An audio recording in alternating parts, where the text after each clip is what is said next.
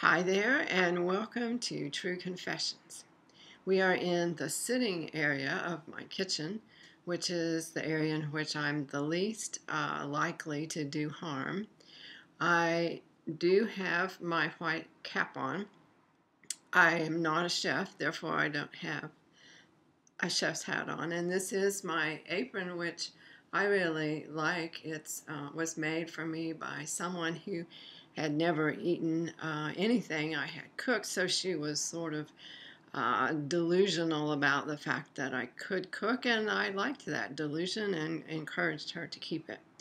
But again, I'm here to confess to you.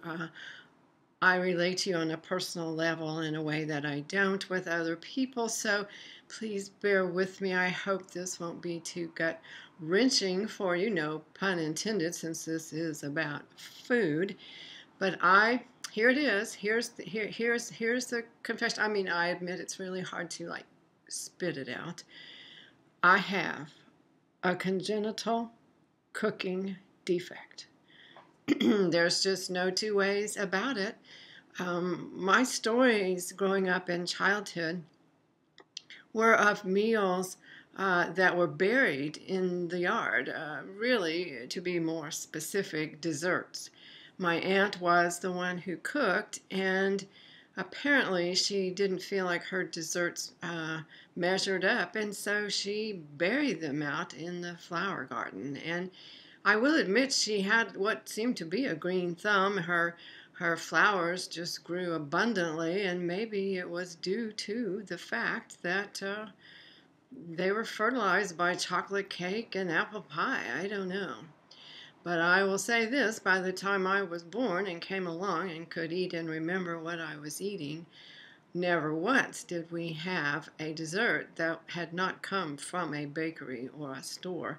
Never from her own hands. Never had she stirred or mixed a dessert together in my memory. Our stories growing up were about these kinds of things. They were about, just as I recall, sitting out on the back porch because she cooked green beans in a pressure cooker, and they'd ended up on the ceiling, and the fire department came to call. And so we had a little bit of a diversion there, I guess an appetizer of hoses and men in hats that were not chef's hats, but, the serious, heavy-duty fire people type hats.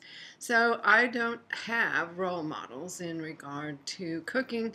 The only aspect that I do follow is eating at specific times of day, which I find no one else I know does. And in fact, the only thing people do at those specific times is call me on the phone when I'm trying to cook. And for somebody with a congenital cooking defect, I need all my attention. I need my best apron. I need my cooking hat. I can't multitask when it comes to cooking. In fact, I have cooked a meal once using a recipe very, very carefully, sat down with my guests to eat it. We took one look at it and got up and went out to eat. I really don't like to eat out. I like to eat home cooking as long as it's really not mine. There's my sad confession for the day, and for those of you out there who can cook, invite me over. I have a good appetite and I'm really appreciative.